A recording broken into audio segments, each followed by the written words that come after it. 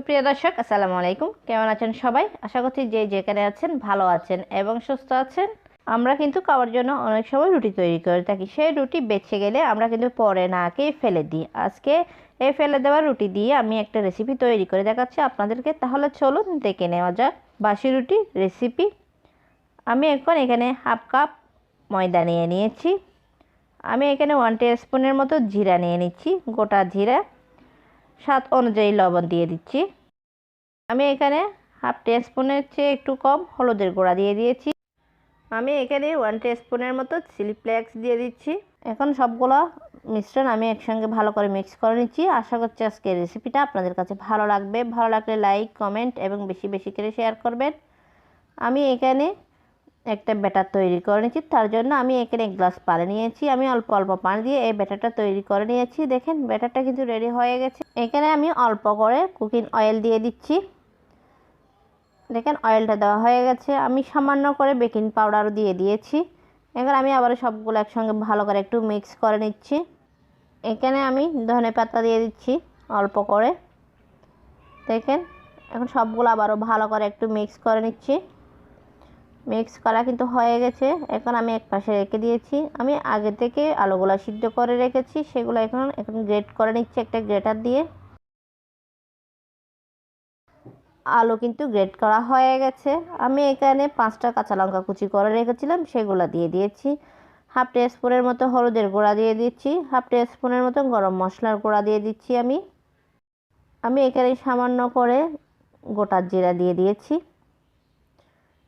আমি স্বাদ অনুযায়ী লবণ দিয়ে দিচ্ছি। ঝালটা কিন্তু আপনারা আপনাদের পছন্দ অনুযায়ী দিতে পারেন। আমি এখানে সামান্য করে গোলমরিচের গুঁড়াও দিয়ে দিয়েছি। তারপরে ধনেপাতা কুচি দিয়ে দিচ্ছি। দেওয়ার পর আমি আবার সব কিছু ভালো করে একটু মিক্স করে নিচ্ছি।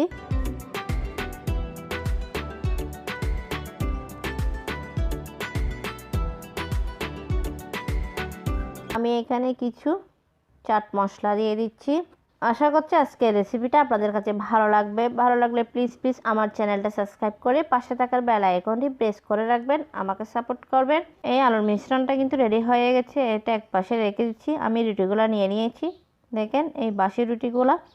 এখন আমি স্ন্যাক্সটা তৈরি করে নিচ্ছি। আমি যে আলুর মিশ্রণটা আগে থেকে তৈরি করে রেখেছিলাম সেটা আমি রুটির মাঝে লাগিয়ে নিচ্ছি ভালো করে। দেখেন মিশ্রণটা কিন্তু লাগানো হয়ে গেছে। এখন রুটিটা আমি মাঝখান থেকে কেটে নিচ্ছি। দেখেন রুটিটা আমি খুব সুন্দর করে কিন্তু স্লাইস করে নিচ্ছি। এইভাবে কিন্তু স্লাইস করে নিতে হবে। সহজ রেসিপিতে আজকের এই স্ন্যাক্স রেসিপিটা আপনাদের কাছে ভালো লাগবে। ভালো লাগলে প্লিজ আমার চ্যানেলটা সাবস্ক্রাইব করে পাশে থাকার বেল আইকনটি প্রেস করে রাখবেন, আমাকে সাপোর্ট করবেন। দেখেন আমি সবগুলা রুটি স্লাইস করে নিয়েছি। এইভাবে আমি পাতলা পাতলা করে স্লাইস করেছি। এখন যে ব্যাটারটা তৈরি করে রেখেছি তার মধ্যে আমি এই রুটিটা একটু কোট করে নিচ্ছি।